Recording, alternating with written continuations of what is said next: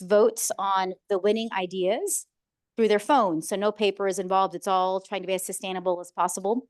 And the winner gets $1,200 for that project. So please try to participate, and we'd love to get as many entries as possible. So again, sustainability challenge. The deadline is October 14th, I believe, to apply for that. And the 21st is when the sustainability fair happens.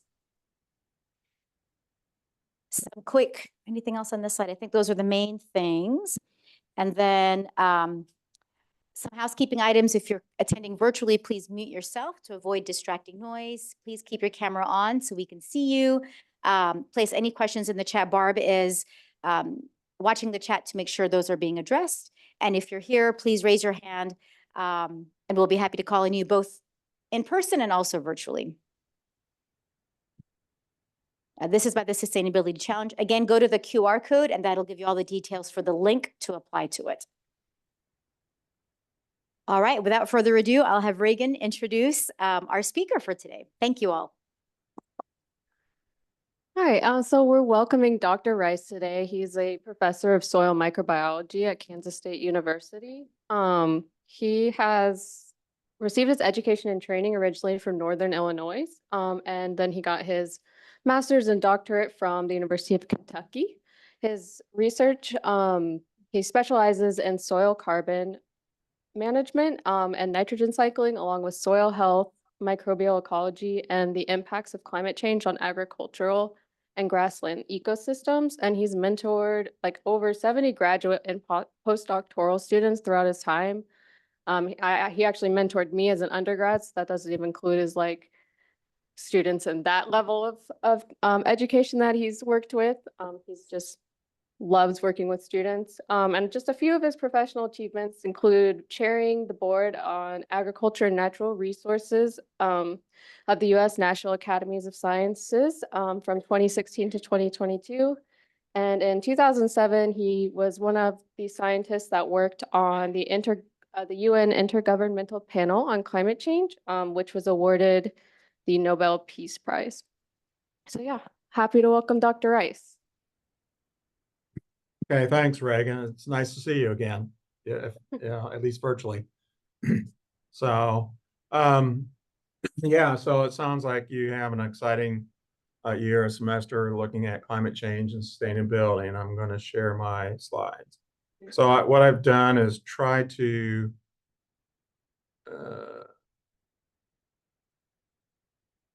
okay, you should see my slides, right? Okay. So I'm going to just kind of introduce the topic, talk a little bit about what's driving climate change and what some of the impacts, and then specifically some of the impacts that will be on human health or projected. I'm not a physician or doctor, medical doctor, but as Reagan said, I served on the Intergovernmental Panel on Climate Change, a couple terms, and then more recently I've served on the U.S. National Climate Assessment, and the last one, well, I guess the last one is under review. I was one of the reviewers for that report, and it should be coming out this year or early next year. So, anyway, so I'll go into some of the details, and then I don't know if I keep up with chat, but feel free. There'll be hopefully time to ask questions at the end. Okay. Let's see. Oh, that's not. There we go. Okay. So you should see a graph here of CO2 concentration for the last 800,000 years, right? Did it advance? Somebody shake their head. Yes.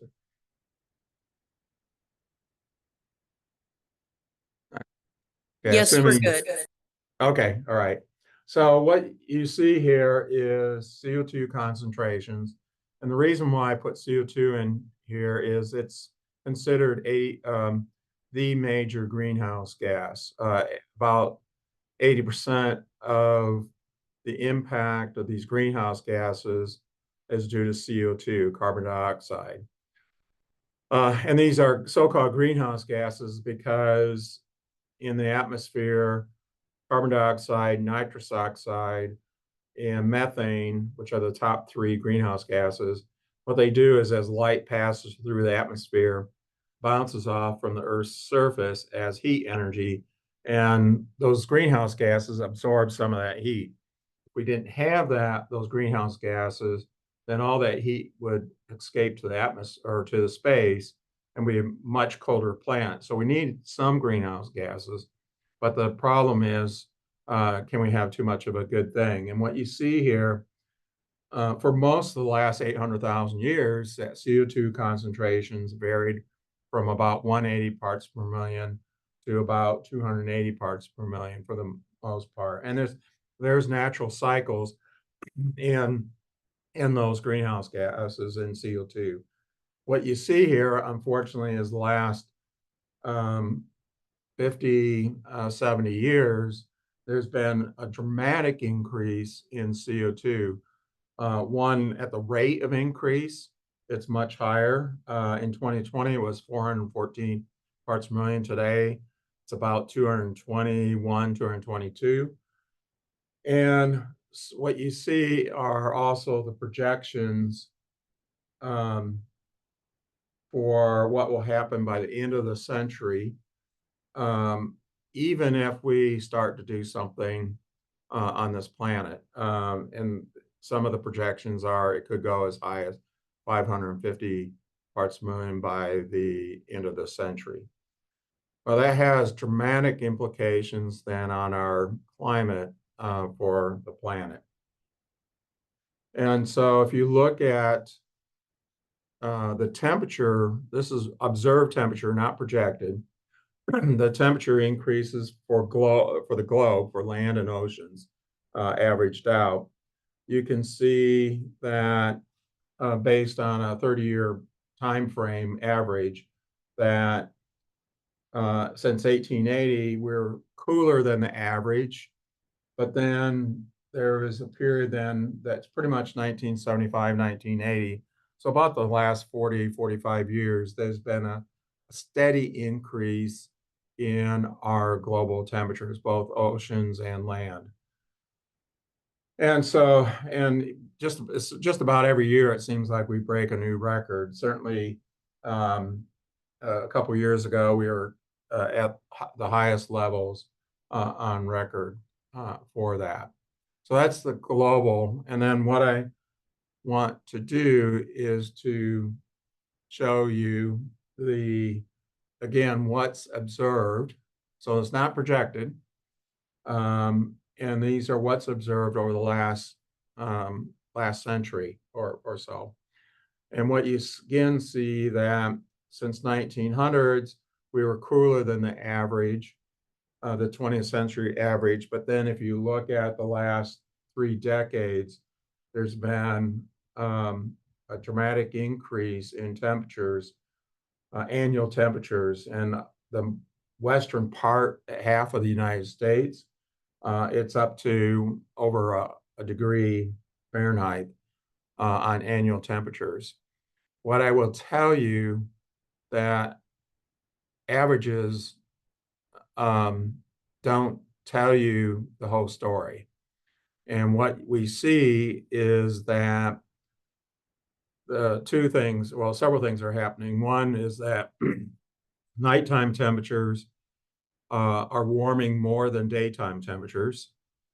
And that has implications for pests and diseases and also for agriculture, because nighttime temperatures, those cool, will kill a lot of insects and pests. And then our winters are definitely warmer than the summers. So again, that's critical because we need those cold temperatures to kill off a lot of our insects and pests that are vectors for diseases.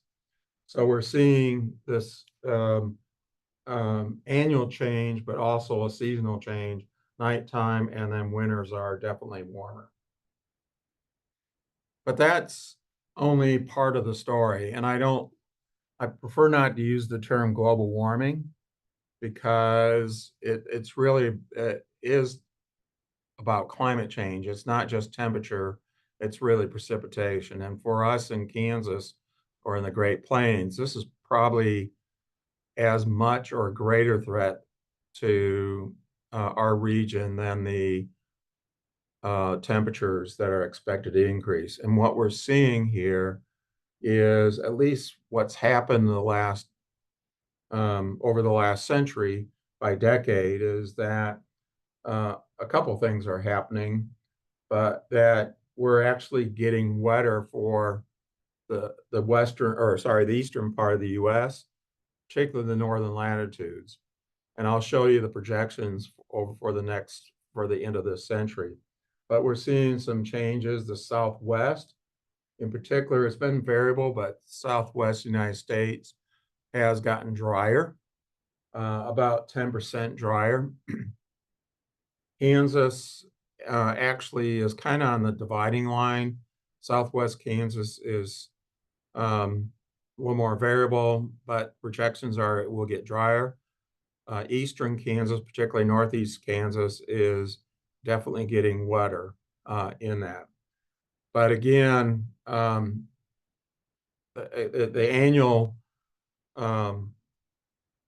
story is not complete. You need to look at seasonality, and what we're seeing is that our winters are getting wetter and our summers are getting drier, and the springs are kind of in between, and the falls appear to be getting drier as well.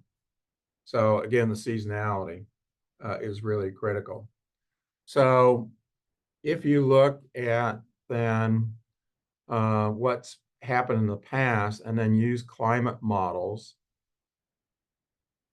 to project the future, we don't have another plant to experiment on. So we have to use climate models to project what those changes will happen over the next century or centuries.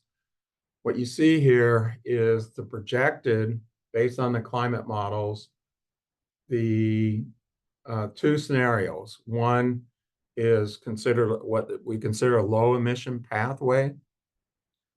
And what that entails is if the global citizens decide that and countries, governments, decide that we're going to do something about climate or greenhouse gases and climate, then if we're going to mitigate those releases of those greenhouse gases, then this is what's projected, the temperature changes. And you could see that even with governments acting appropriately, is that we're already talking about somewhere around a 3-degree Fahrenheit increase. There's been negotiations in the UN and the IPCC to try to limit the temperature increase to 1.5 degrees centigrade.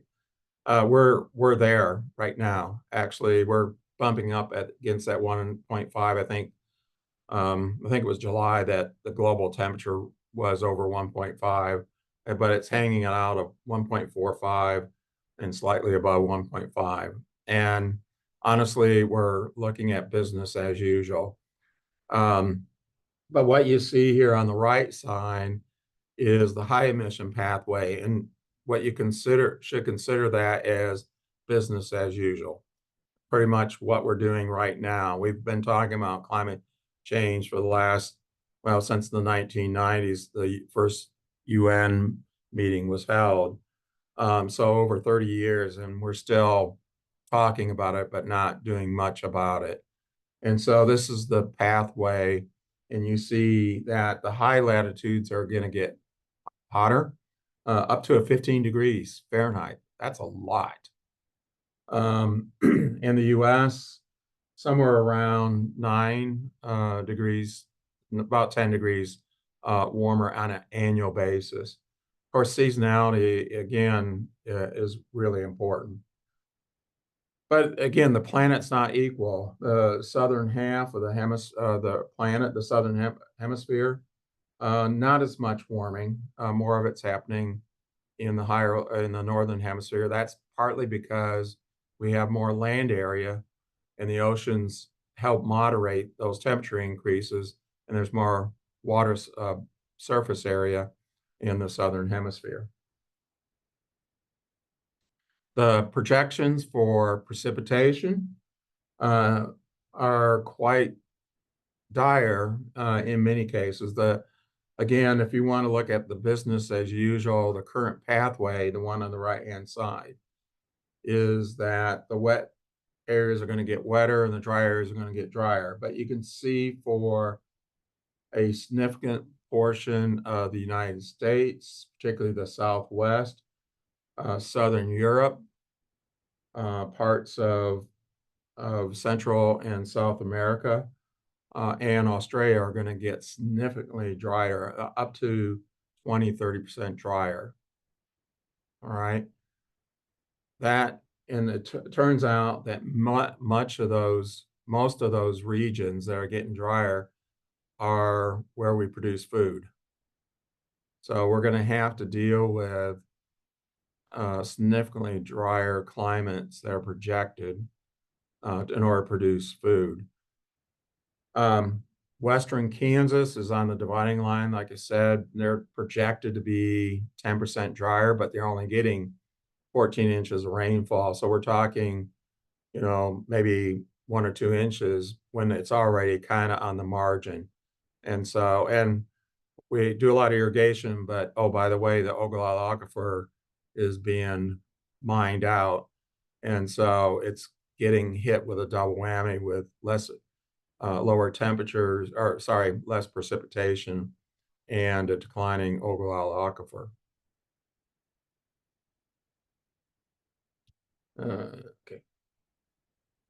Okay, but that's, again, while that's important, it is important. The other thing that actually keeps me awake at night is the extreme events. What we're going to see in the story pretty much is with climate change, we're going to see much more weather variability. So we've already had that. In Kansas, we're going to get more intense rainstorm events. It's going to be drier in between, but then we're going to have these intense rainstorm events. Well, those intense rainstorm events mean more flooding, more runoff. So, we could have Labor Day 2019 in Manhattan, Kansas. We had 8 or 10 inches of rainfall within about 4 hours. Well, it flooded Manhattan, but all that water has to go somewhere else, and it goes downstream and then affects Kansas City. So even while Kansas City may not have that intense rainstorm event, upstream, if we have those huge events, then that's going to cause flooding downstream, and I'll talk a little bit about that later. We've already seen some occasional droughts or dry periods, droughts. That affects wind erosion. We get these dust storms that are happening more frequently. And then with the dry events, we're also having more wildfires. We've had those in Kansas.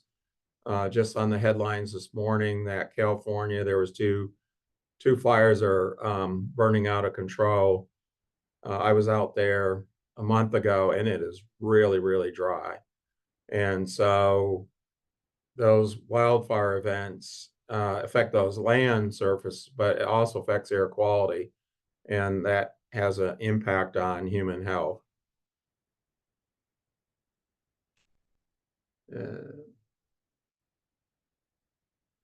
Okay, so going back to the heavy rainfall events, again, from an agricultural standpoint, I worry about soil erosion, but from an urban standpoint, we got to look at flooding.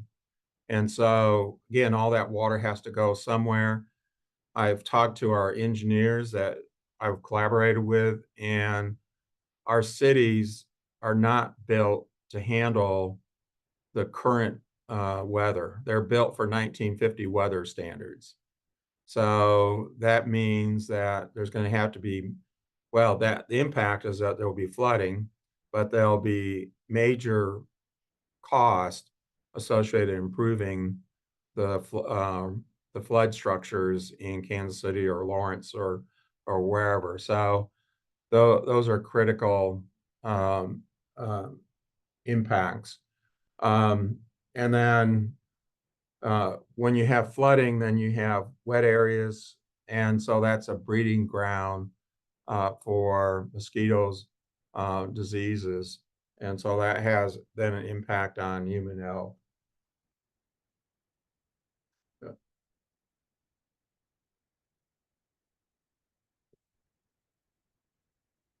Yeah. So kind of a little bit of summary, and then I'll get more impact or more detail on the human health, is that so some of the current and potential impacts, one is health, and I'll get into more detail, but smoke from the air quality issues, heat, I'll go into detail on that, but when we have these high temperature events, then that's going to affect human health.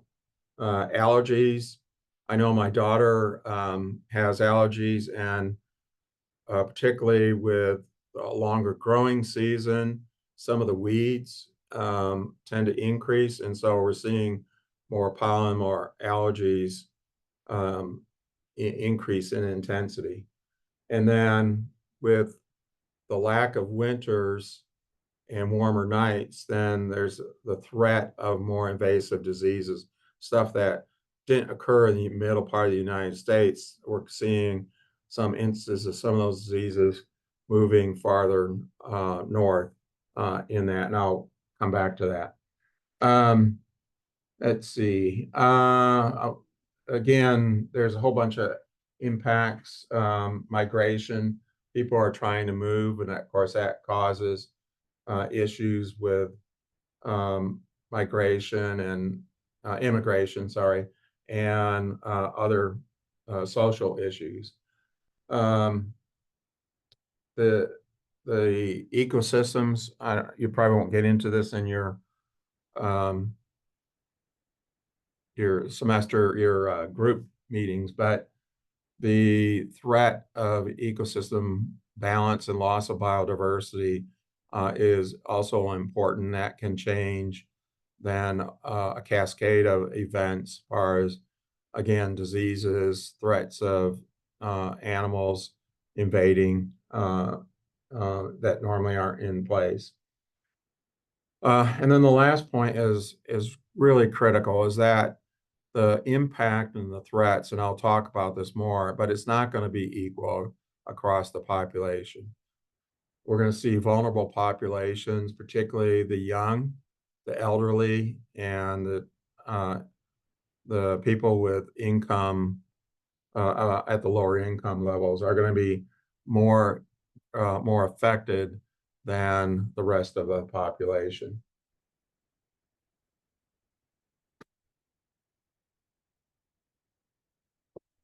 Okay, I gotta get, there we go. And that's, this slide kind of illustrates that the populations that are going to be impacted. This is from the latest U.S. Climate assessment report that's in draft form in review.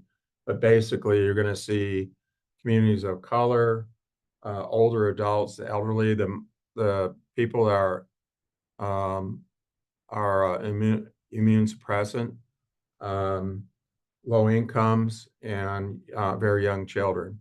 And partly because they don't have the means to, they don't have the access to air conditioning or access to proper health care to mitigate those challenges related to climate.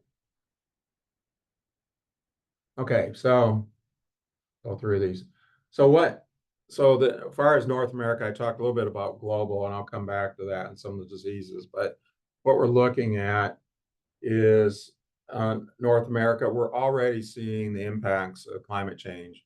When I started in this, working on this topic 20, 30 years ago, we were always talking about the potential, but the last 5, 10 years, it's happening. I think, there's not, it's not, oh, well, the models say this. we're already seeing those floods, those wildfires, those heat events. So that's an important message.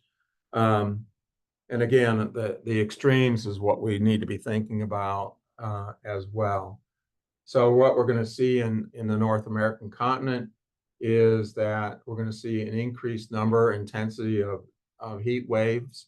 We're going to see a change in precipitation patterns. I try to illustrate that. More extreme events.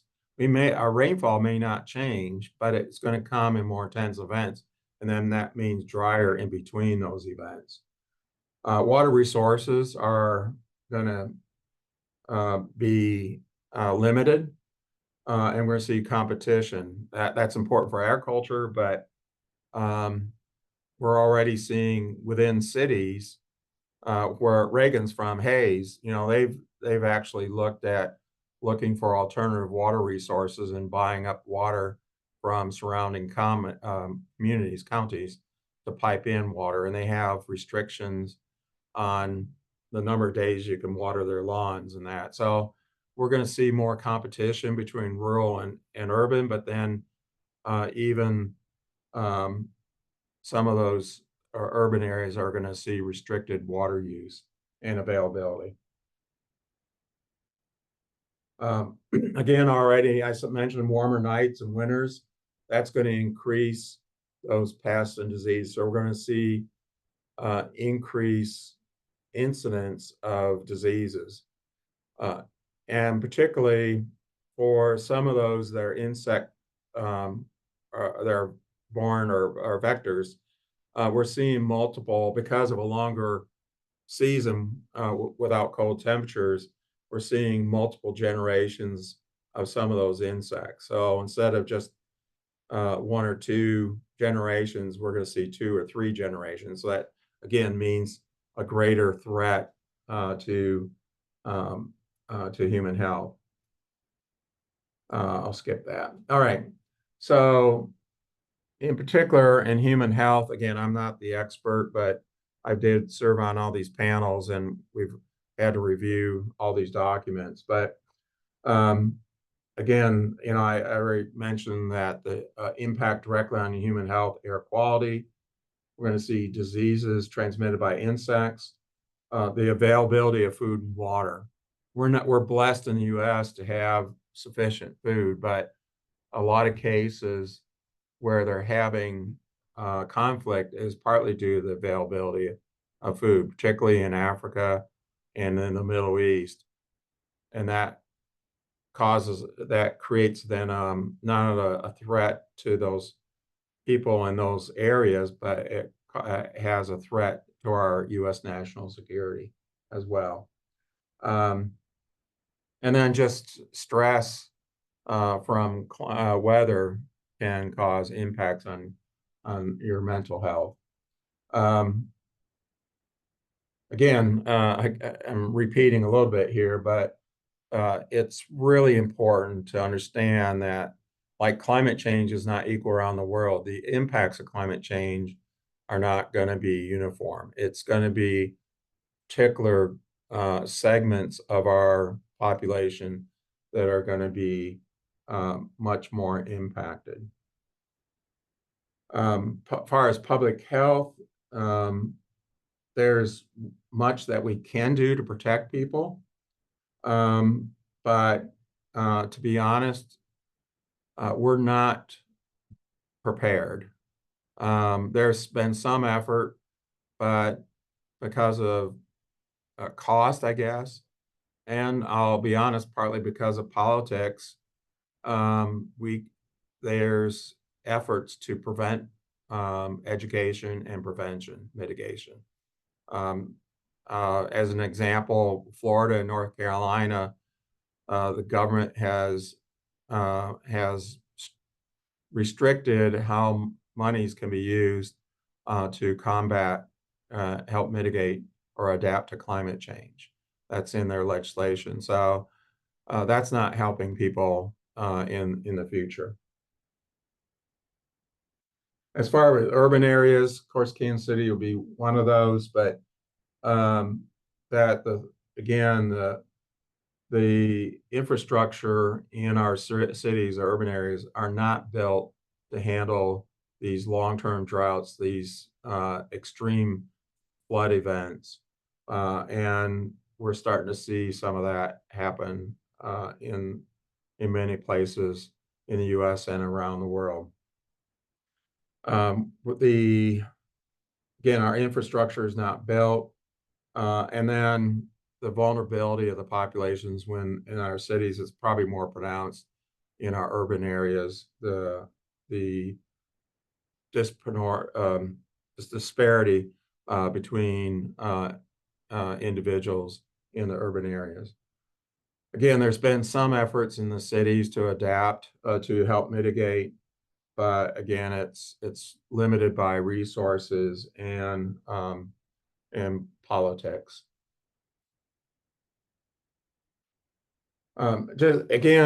Just illustrate the potential impacts of heat-related deaths. Again, if you look at the highest scenario, which is the one, the business as usual, there's a change in the mortality rate projected almost, in some cases, a doubling of mortality in heat-related deaths in the U.S., and much of that in the eastern half of the United States, where we're less prepared to meet those challenges. As far as diseases, this is one that's really interesting because we often don't think about it, but again, we're seeing the potential expansion of both insect disease vectors, insects as disease vectors, and environmental pathogens.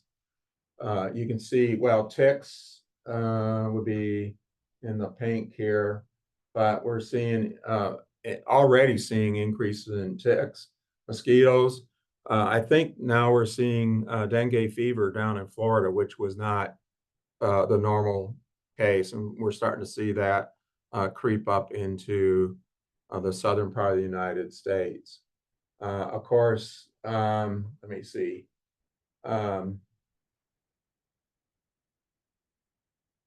Valley fever, that's the one I wanted to point out too, is increase in some of those environmental pathogens like valley fever. Some of those organisms live in the soil, but they're with climate change, warming conditions, we're seeing those pathogens also increase. And if you look at globally, there's probably even worse cases on impact on human health. So we're starting to see more malaria. Dengue fever is one. It was interesting. I do a lot of work in Brazil, and during the drought in Brazil, Sao Paulo area, what they did was they started collecting rain in rain barrels. Well, that was then a haven for mosquitoes, and so they saw a dramatic increase in dengue fever in Sao Paulo, where they hadn't normally expected it. Again, it was related to climate change, drought, but then these rain barrels were collecting water were then a source for mosquito development.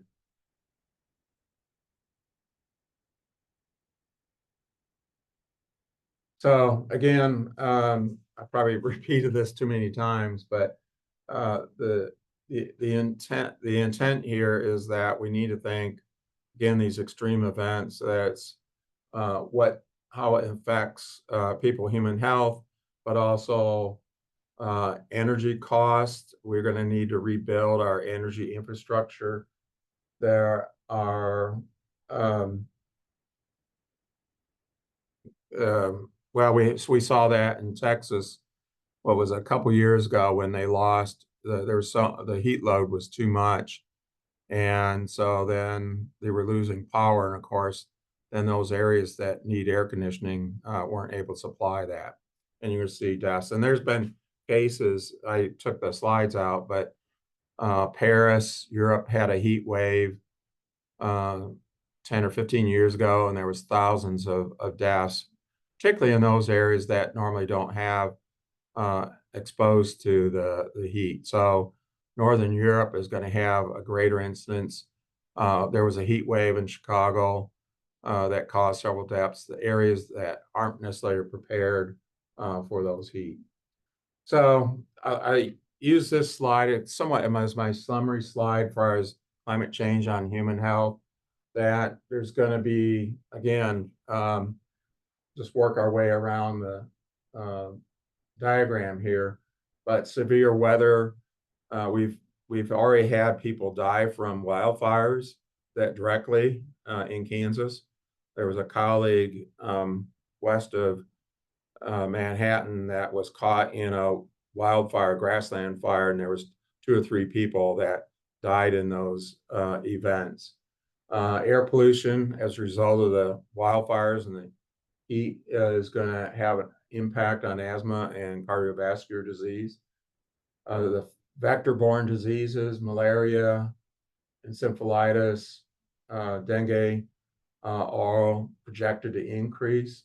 We talked about allergies, water quality. I didn't really talk about that, but with those flood events, and we're ending up the sewage water gets mixed in with drinking water in some cases, then there's a challenge to having good water quality for health. And then let's see, malnutrition from a lack of food in some areas, maybe less so in the United States, but still globally impactful. Civil conflict, we're seeing wars related to food and water, mental health impacts, and then I guess I should start here, but heat-related disease. So it's not good, right? So we need to be thinking about it. We need to adapt to these, build our infrastructure to combat some of the challenges. Climate change is already here. Yes, we can help mitigate some of the severe changes. We need to start now, but we need to also be figuring out how to adapt to the current climate change. And it's going to be, even if we did something now, as far as CO2 emissions or greenhouse gas emissions, it takes 20 or 30 or 50 years to slow that temperature increase for that carbon dioxide to recycle. So I guess I left you with some dire news, but I think I usually give talks on also what we need to do to mitigate, and there's several things that we need to do, and hopefully we are trying to do some of those things as far as reduce our reliance on fossil fuels that are a major input, but also some of the other greenhouse gases. So with that, I will try to see if there's anything in chat or take questions. And I thank you for your time. Hopefully it was informative.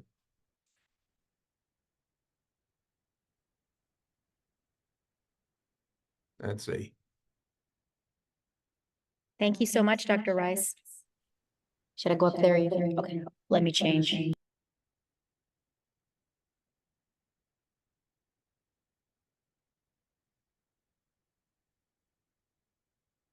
So I know the U.S. National Academy of Medicine, finally the last 5 years, they've been putting climate change in some of their agenda items. And so they're looking at not the impact, but also how can they reduce the greenhouse gas emissions within the health sector. So I haven't kept up with that lately, but that'd be something else to look at what the National Academy of Medicine is doing.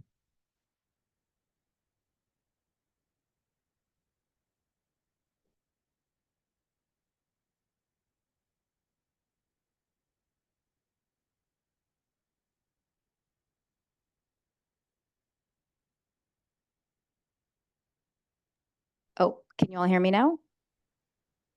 I can hear you. Okay, fantastic. Thank you so much, Dr. Rice. That was I love your graphics. That was great. Thank you so much. Do we have any questions here in house? And I'll repeat the question. Yes. Quinn, you have a burning question. I can see it.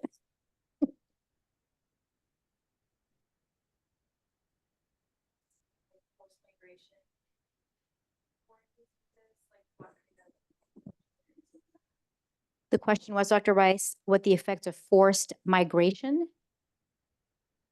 has on the effect of on climate change, Yeah, so human disease a- transmission, et cetera. yeah,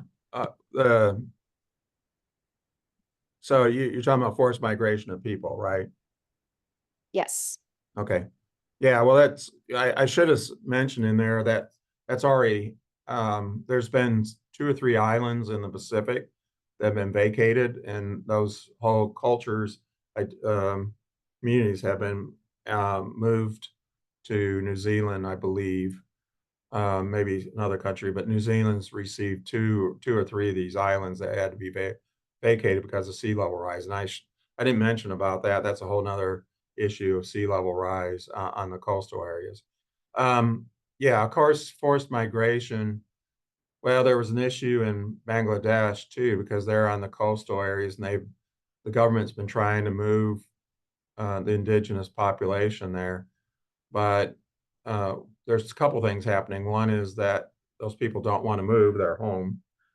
And then secondly, when you have forced migration, and we're seeing some of that now where maybe some of it's economic, but where cultures are moving to other cultures or areas, then there's conflict of cultures and religious identity and different things, and of course that creates conflict.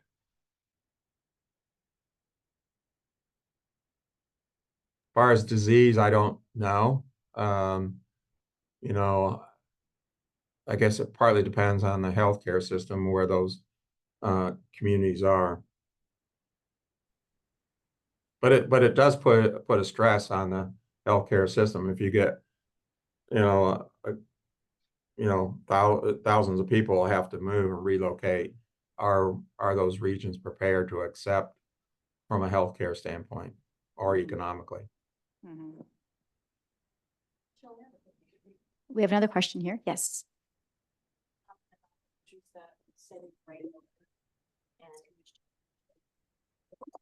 Dr. Rice, just a quick question on your comment about the countries saving rainwater and the increase in mosquitoes, which makes logical sense. What are your thoughts on that going forward as far as for some of these countries that may not have the wherewithal to be able to have an infiltration system that preserves that water? Where do you see kind of that headed from a storage perspective and from a health perspective? Just curious.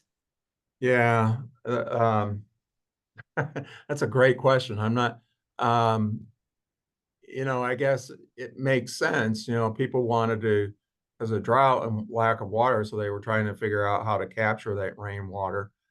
Obviously, well, maybe not so obviously, but there's several ways to do that. Is keep those storage containers closed so they're not access to the open air and mosquitoes. Um, I don't know. I don't know how widely they're available. I know, like in my bird bath, you have uh, um, you can put stuff in your bird bath that would prevent the mosquitoes from breeding in those, and they're not harmful to the birds.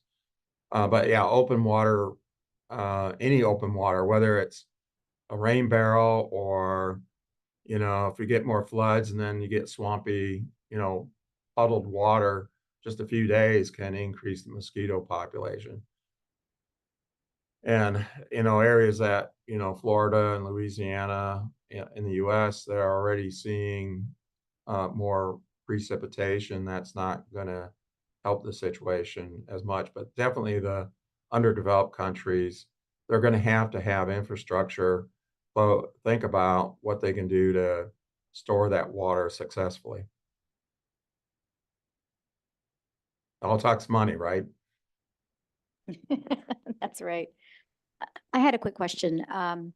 What are some things that we as individuals can do that has the most impact when it comes to climate change reduction. I just feel like sometimes it's such Yeah. a big problem. You know, what can we, even as a healthcare system, which is also a big thing, like, but what can we do to, is it electrification of cars? Is that helping? Well, yeah, What can we do? yeah, great question. You know, usually when I talk about what we need to do to adapt and mitigate, it's a lot of little things, you know. It's from what you do personally do. One is recycle, reuse, right? Um, you know, do you need I'll pick on the students here at K-State, but they live 3 or 4 blocks from K-State, but they wanna drive on campus and park. You know, gee, walking would be healthier and less polluting, or ride your bike, right? So there's several things that you can do personally, and maybe a single person, but if there was a collective, it would have a big impact. So again, you know, conserve, use less electricity. If you got solar panels, encourage to get solar panels. Yeah, if the opportunity to buy a car, buy a hybrid or a electric vehicle. People say, well, you're still producing electricity, but we're moving away from the fossil fuel generation of electricity. About half of our electricity generation in Kansas is now coming from wind and solar. I think there was a year and a half ago in February, must have been 22, 65% of our electricity came from renewables that day, whatever. So we're moving away from those fossil fuel power plants. I've talked to a person on Evergy board or that retired, and he said there's a fossil fuel power plant being retired every day in the country. So we're getting away from that and then looking at alternative renewable energy sources. Um, you know, I guess, you know, there's things I can do in our culture that we can do too. But again, looking at more renewables, less plastic, looking at recycled uh, water water bottles, right? You know, things like that we can do that would help conserve resources and use less energy. I think I saw a hand in the audience. Yes. Like Dr. Rice, can you hear me? I'll repeat it for you. I was just trying to project it through. Go ahead. So I like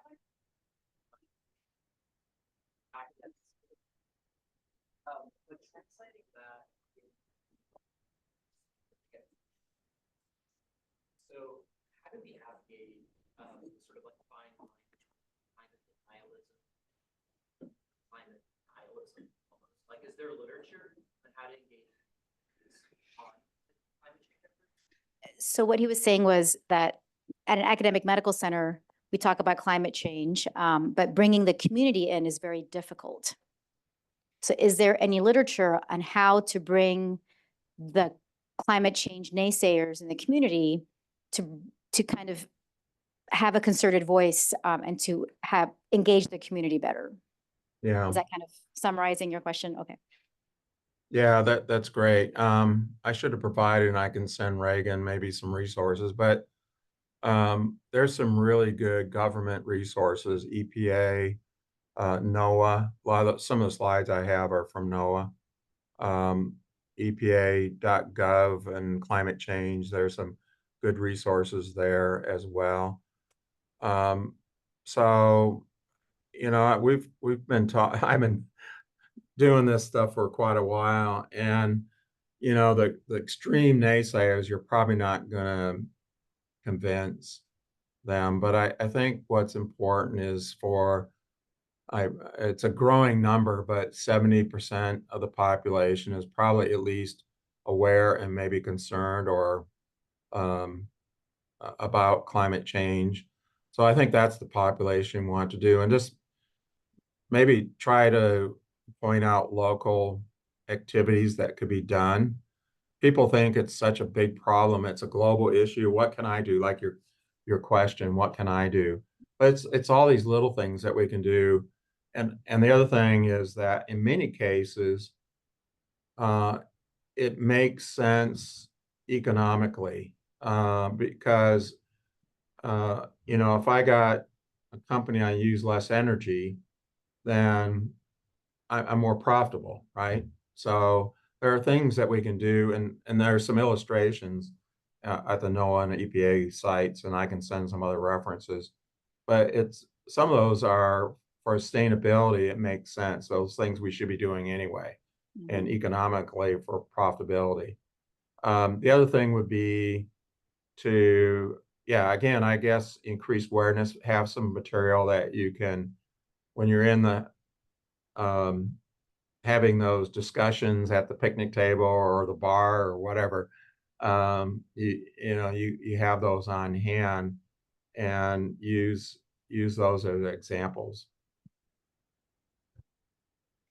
Yeah, it's true. I'm going to actually bring up this evaluation slide, if you guys could fill this out while we're wrapping up today's discussion. But you're right, Dr. Rice, I'm a geriatrician, so all of my patients are over 65.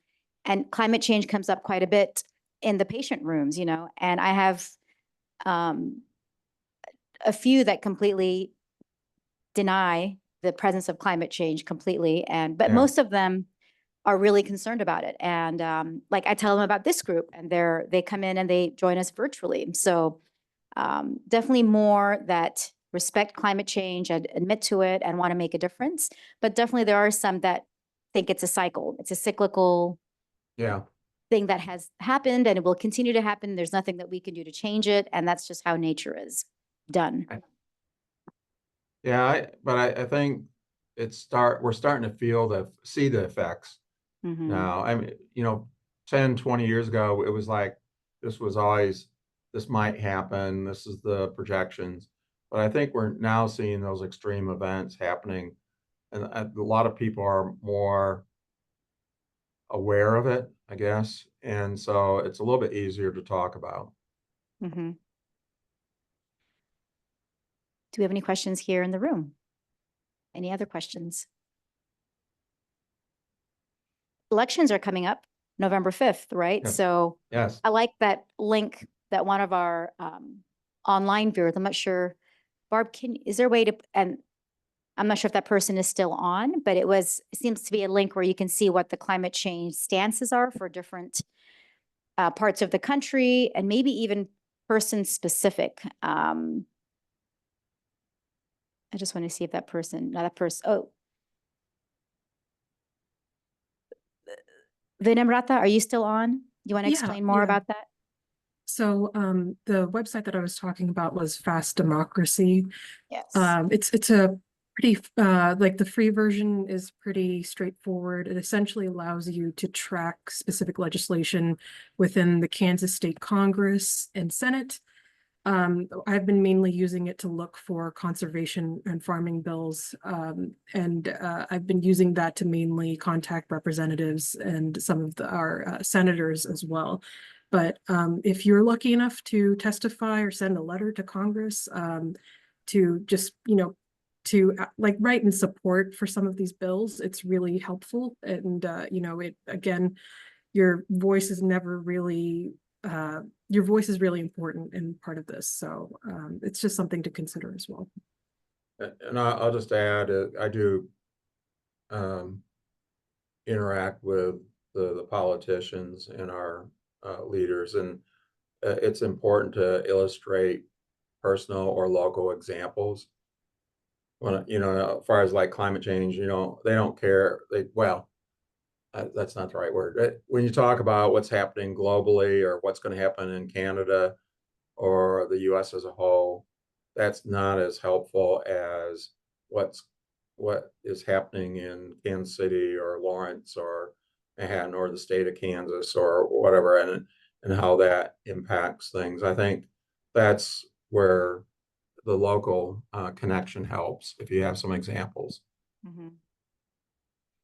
I know we have an Overland Park representative here who's on Gail Bergman. So she does a lot of work the city of Overland Park in helping our sustainability efforts to bring the community together, have sustainability events, promote composting, for example, cost Yeah. share, stormwater drainage systems in people's residential homes. So she's done some great work with the city of Overland Park. And the Kansas City has a climate action plan. I think it might include Overland Park. I'm not sure, but it's the Kansas City area Mhm. has an action plan and an action Right. work group too. Yep. Yeah, and it does include Overland Park. You're absolutely right, Dr. Rice. Yes. All right. I know it's 1:03. Some of you have class to go to. Any other quick comments, questions before we leave? No. I did copy and paste his contact information. I'll put it on the website. So if you have any other questions for him, we'll have it there available for you. Okay. Please consider applying for the Sustainability Challenge. Have it on your resume as an award that you received. By Jennifer. And we'll see you all at the Sustainability Fair next month. I want to thank Holly's team for providing lunch today. They're with KU Medical Center. It's not facilities management. It's with facilities man. It's a part of facilities and that paid for lunch today. So thanks goes out to them. And we'll see you at the Sustainability Fair next month. Thank you all. Thank you, Dr. Rice. You were great. Okay. All right. Thank you.